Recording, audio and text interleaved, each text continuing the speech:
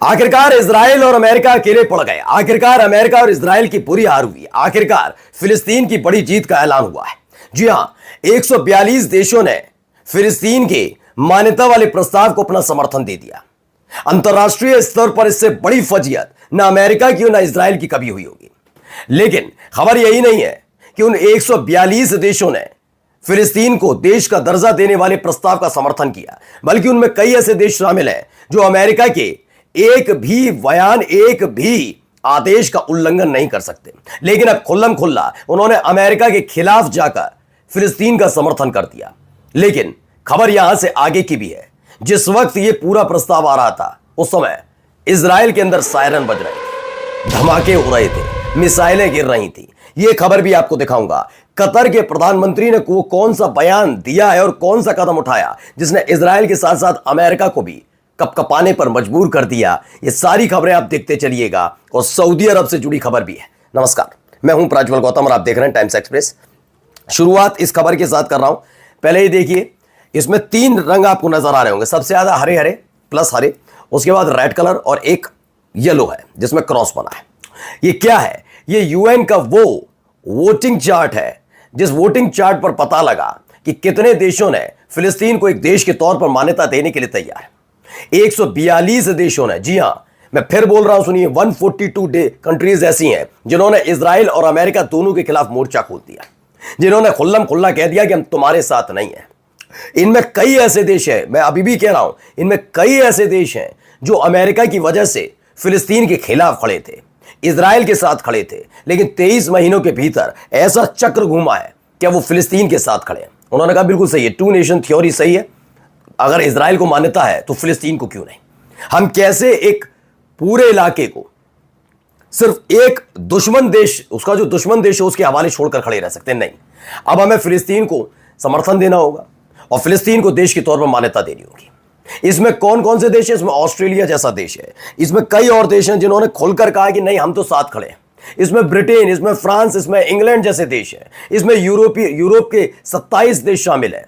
वो देश जो अमेरिका से बिना पूछे कोई निर्णय अंतर्राष्ट्रीय स्तर पर लेने पर थोड़े कपकपाते हैं, और उन देशों को पता होता है कि अगर अमेरिका इस गुट के साथ है तो यकीन मानकर चलिए वो दूसरे गुट में जाने से भी घबराते हैं। लेकिन एक हैरान करने वाली बात और है, इस पूरे चार्ट में जरा नजर डालिए यूक्रेन पर। दरअसल यूक्रेन ने भी अमेरिका के खिलाफ जाकर फिलिस्तीन का समर्थन कर दिया। अमेरिका और यूक्रेन और रूस एक ही मंच पर एक साथ खड़े नजर आए। यह अपने आप में हैरान करने वाला है। देखिए, यूक्रेन भी है और रूस भी। रूस ने भी समर्थन किया और यूक्रेन ने भी समर्थन कर दिया। ये दोनों ही देश एक साथ खड़े नजर आए फिलिस्तीन के समर्थन में, जबकि यूक्रेन को अमेरिका भारी भरकम हथियार देकर माहौल बनाने की कोशिश कर रहा है। यानी अब आप सोचिए कहां चीजें होती, मतलब बदलती नजर आ रही हैं। अब अमेरिका के साथ कौन खड़ा है आप देखेंगे तो हंसेंगे। अमेरिका खुद, इजराइल जिसे बचाने की कोशिश अमेरिका करा रहा, अपनी फजीयत कराई। कौन खड़ा है? अर्जेंटीना, नाम सुना होगा आपने, हंगरी सुना होगा आपने नाम, लेकिन क्या आपने इन देशों का नाम सुना है? Palau, Panama, Papua New Guinea, Paraguay, ये ऐसे छोटे छोटे देश कह रहे हैं हम आपके साथ हैं अमेरिका, हम आपके साथ हैं डोनाल्ड ट्रंप, आप टेंशन मत लीजिए, हम इजराइल के साथ रहेंगे। और सोचिए 142 देश खुलकर कहते हैं नहीं, हम फिलिस्तीन के साथ खड़े हैं, फिलिस्तीन को मान्यता देते हैं। भारत ने भी फिलिस्तीन के समर्थन में वोट कास्ट किया है। इसकी 2 थ्योरी है, पहले मैं बता देता हूं। भारत ने 1988 में भी इसका समर्थन किया था। वो बात अलग है, जब तक यूएन के अंदर ये पूरा प्रस्ताव नहीं आया था। सरकार का नहीं कह रहा हूं, पार्टी का कह रहा हूं। सरकार का कभी भी मत फिलिस्तीन के खिलाफ नहीं रहा, लेकिन बीजेपी के नेता जहर जरूर उगलते रहे, क्योंकि फिलिस्तीन एक मुस्लिम परस्त देश है। प्रियंका गांधी जब हैंडबैग लेकर पहुंची थी फिलिस्तीन का, तब उनके बारे में बोल रहे थे। मुझे लगता है आज आकर उनको बताना चाहिए, क्योंकि है तो बीजेपी सत्ता में, लेकिन सत्ता में जब आती है तो सरकार के तौर पर उसके अलग इरादे हैं। और पार्टी यहां पर क्या कर रही थी? फिलिस्तीन के विरोध में, सोचिए, पुलिस गिरफ्तार कर करके ले जा रही है, पुलिस गिरफ्तारी कर रही है फिलिस्तीन का समर्थन करने पर। और जब भारत देश की तरफ से फिलिस्तीन का समर्थन किया तो सोचिए मानसिकता देखिए। खैर, 142 देशों ने फिलिस्तीन को समर्थन दे दिया है और फिलिस्तीन देश बनने जा रहा है। ठीक है, ये बौखलाई हुई खबर है। इसके साथ साथ 27 देशों ने, जो यूरोप के 27 देश हैं, वो नेतन्याहू की गिरफ्तारी, इजराइल के पॉलिटिशियंस पर बैन लगाने और फौरन ही इजराइल की जो सेना है उसे गजा से हटाने पर जोर दे रहा है। उनका कहना अब फौरन ये हो जाना चाहिए जैसे यूएन डिक्लेयर करे। फिलिस्तीन को एक देश के तौर पर। लेकिन जब ये सब कुछ हो रहा था तो इजराइल में क्या हो रहा था? इजराइल में सायरन बज रहे थे। इजराइल में सायरन के साथ साथ बम धमाके हो रहे थे। ये चार्ट देख लीजिए, चार्ट में आप देखिए ज्यादातर तो रेड रेड आपको नजर आ रहा है। यहां पर एक बम धमाके हुए हैं, बड़ी तेज धमाके आवाज सुने गए हैं। ये बड़े बड़े हमले यहां पर हुए हैं। ये तमाम चीजें बताई जा रही हैं कि हमले हुए।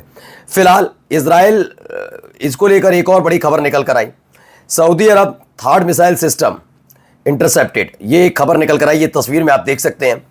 इसमें क्या है कि एक यमन ने एक बड़ा हमला किया था, जैसा कि मैंने अभी आपको दिखाया। तो यमन ने जब हमला किया तो कई मिसाइलें इजराइल पहुंच गई, लेकिन चूंकि सऊदी अरब का ही आसमान इस्तेमाल होगा, दोनों के बीच में, इजराइल और यमन के बीच में सऊदी अरब है, तो कुछ जो मिसाइल है इंटरसेप्ट किया किसने? सऊदी अरब ने। जबकि यमन का कहना है कि कतर पर हुए हमले के बाद उन्होंने यह फैसला लिया कि एक और हमला इजराइल पर करेंगे। लेकिन सऊदी अरब कहता है कतर पर हुआ हमला गलत है और वो कतर के साथ खड़ा है। लेकिन जब यमन उसका बदला लेने के लिए इजराइल पर अटैक करता है तो सऊदी अरब अपने यहाँ इंटरसेप्ट शुरू कर देता है और यमन की तरफ से दागी कई मिसाइलों को गिराता है। जबकि खबर क्या थी? खबर ये देखिए, ईरान ऑब्जर्वर की खबर है, और ईरान ऑब्जर्वर ने WSJ यानी वॉशिंगटन जर्नल की खबर से हवाले से खबर चलाई। खबर क्या है? खबर यह है कि एयर स्पेस सऊदी अरब का इस्तेमाल किया इजराइल ने। इजराइल से लड़ाकू विमान उड़े, सऊदी अरब का एयर स्पेस से होते हुए कहां पहुंचे? कतर। बम गिराए 10, फिर वापस लौट आए। सऊदी अरब ने तब अपना इंटरसेप्टर जो है वो ऑन नहीं किया। यही नहीं, जो मिलिट्री बेस बना हुआ है अमेरिका का सऊदी अरब में, वो भी डीएक्टिवेट कर दिया गया। एयर डिफेंस सिस्टम पूरा डीएक्टिवेट कर दिया और पूरी इजाजत दी इजराइल को कि तुम सऊदी अरब से होते हुए कतर में जाओ और वहां बम गिराओ और लौटाओ। ये अमेरिका, सऊदी अरब और इजराइल तीनों की मिली भगत है। सऊदी अरब सीधा नहीं है, आप अगर सोच रहे हो तो। इसी को लेकर अब खबर भी है कि देखिए यहां पर कतर के प्रधानमंत्री क्या कहना है, सुनिए। Israel, led by extremists, bloodthirsty extremists, have gone beyond any borders, any. तो कतर के पीएम हैं भाई साहब, ये बता रहे हैं कि हमने तो भैया इजराइल और गजा के बीच चाहते थे संघर्ष विराम हो, और ये अमेरिका का प्रस्ताव था, उस पर बातचीत करने के लिए सिर्फ गजा हमास के नहीं थे प्रतिनिधिमंडल, बल्कि इजराइल के प्रतिनिधिमंडल भी वहां पहुंचा था। लेकिन धोखाधड़ी की, विश्वासघात किया, चीटिंग की है इजराइल ने कि हम पर हमला कर दिया। हम तो तुम्हारे शांति चाह रहे हो, तुम हमारे अशांति फैलाओगे। साफ साफ लफ्जों में बता दिया, अभी बर्दाश्त तो नहीं होगा। यही नहीं, खबर क्या है? खबर एक और निकल कर आई। अमेरिका को झटका देने जा रहा है कतर। कतर 400 बिलियन डॉलर की जो पूरी मद है उसे वापस लेने जा रहा है, जो अब तक अमेरिकी कंपनियों में इन्वेस्ट हो रखी थी। उन्होंने कहा है कि अमेरिका हमारी मदद करे, हमारे यहाँ मिलिट्री बेस है, हमारे यहाँ मदद करे और इजराइल पर हमला करने के लिए, वरना 400 बिलियन डॉलर का जो हमारा यूएस कंपनियों के साथ टाई है वो हम तोड़ देंगे। यानी बड़ा झटका लग सकता है। वहीं देखिए, कतर ने रिक्वेस्ट की थी यूएई से, कि रिक्वेस्ट है आपसे कि तेल अवीव एम्बेसी यानी कि इजराइल के दूतावास को वहां बंद किया जाए। खबर है कि यूएई पूरी तरह सऊदी अरब की तरह नहीं, बल्कि यूएई आगे आकर कह रहा है नहीं, हम इस वक्त आपके साथ खड़े हैं। अब तक गजा का मसला था तो हम शायद नहीं बोल पाए, लेकिन कतर वाले मसले पर हम बोल रहे हैं, हम आपके साथ हैं। और यूएई में इजराइल का जो दूतावास है वो बंद होने जा रहा है। नमस्कार।